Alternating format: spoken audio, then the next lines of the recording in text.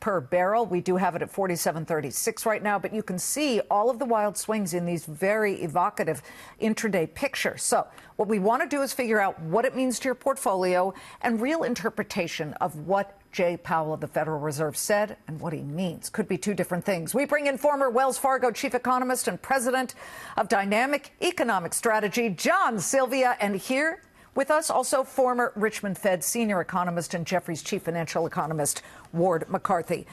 Ward, right off to you. From all that has just happened, what is the number one thing that really jumps out at you in what just happened? Well, the Fed is still trying to pursue a neutral Fed funds rate.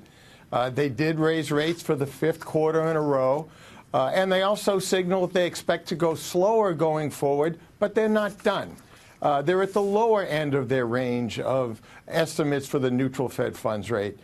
So I think as we enter 2019, we will get a pause here for a period of time, primarily because inflation is going to be below target because of the weaker oil prices.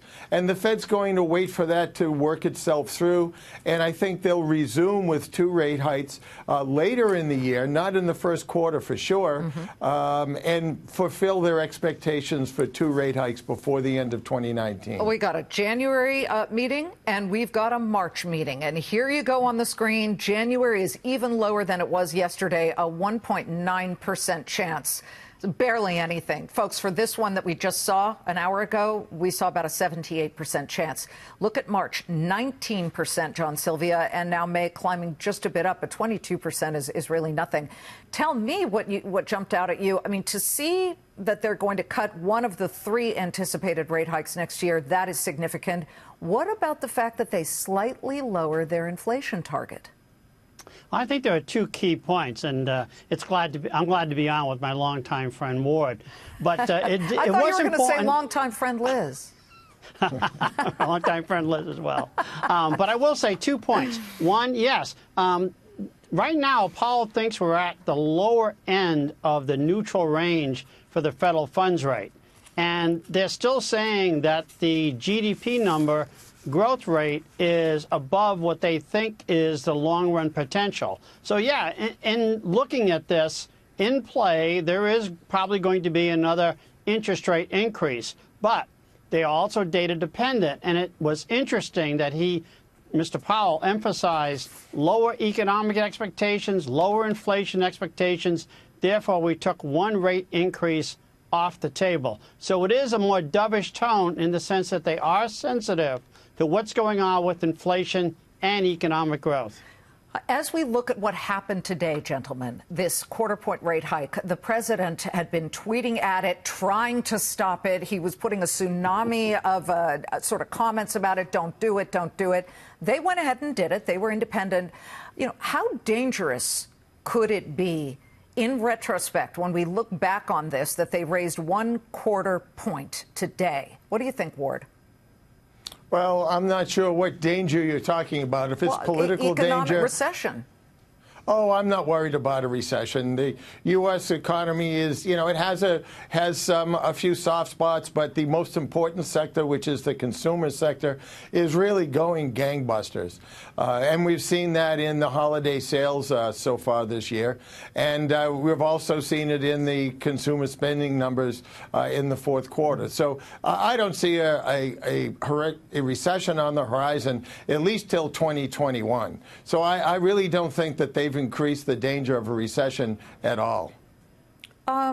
John, let's show and talk a little bit about what the president has said about Jay Powell, the man he put into place. He was very positive about Jay Powell when he appointed him. And then, of course, when he started to see that rates were going to continue to move higher and that we started at the same time, coincidence, who knows, saw a lot of volatility. This is what came out, a lot of criticism. Too early to say, but maybe I regret nominating Mr. Powell. Not even a little bit happy with my selection of Jay. And then there were rumors put out that he was angry at Stephen Mnuchin, the Treasury Secretary, because it was Mnuchin who had suggested Jay Powell. Jay Powell is not an economist. And that actually was attractive about him for many people.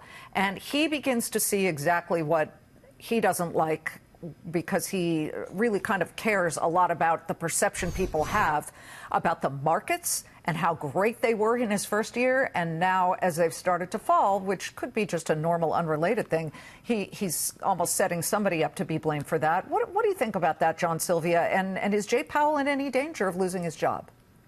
I don't think Jay Powell's in danger of losing his position at all. Twice during the press conference, he did reaffirm the Fed's independence. And I think he is very sensitive to the markets and is looking at the marketplace in general, which goes back to your point, Liz, that, you know, the market sold off quite significantly. And I think part of that may be prior to the Fed meeting, there were some high-profile commentators talking about the Fed not doing anything at all.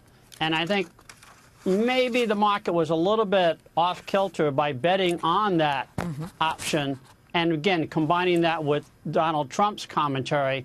So I think, you know, the market may have been a little bit off, expecting no action. And I certainly agree with Ward. 25 basis points at this point is not going to be a recessionary move. Okay. And then I throw this to you, Ward. We talked about hiking. We talked about pausing. But Peter Schiff of Euro Pacific Capital, he's a perma bear, yeah, very often when it comes to the Fed. But just yesterday, we asked him, what do you expect tomorrow, a hike or no hike? And he said, doesn't matter. And then he said, here's why. Listen. Regardless of what they do, the next thing they're going to do is cut rates. They're going back down to zero. Ward, is the Fed going to be put in a position where they have to cut rates? No, I do not think so. They're in a position now where they are going to go slow because they do not want to put themselves in a position that Peter was referring to. And again, the U.S. economy is on pretty solid footing.